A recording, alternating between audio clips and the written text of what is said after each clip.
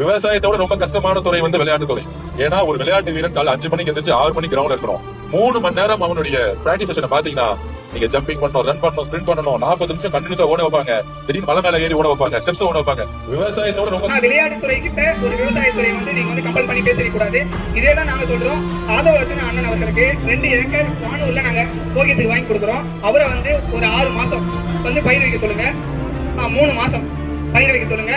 நாங்களும் விளையாடுறோம். அவர் என்ன போட்டி சொல்றாரோ அந்த போட்டிக்கு நாங்க திக்கிறோம். எங்ககிட்ட பிளேயர்ஸ் இருக்காங்க, நாங்களும் விளையாடுறோம். நாங்க வந்து அவர் வந்து குறை சொல்லல. ஆனா விவசாயிகளுக்கான ஊதியத்தையோ இல்ல மானியத்தையோ நீங்க வழங்கணும் அப்படின்றதான் நாங்க இந்த இடத்தை தெளிவுபடுத்திக்கிட்டோம். அது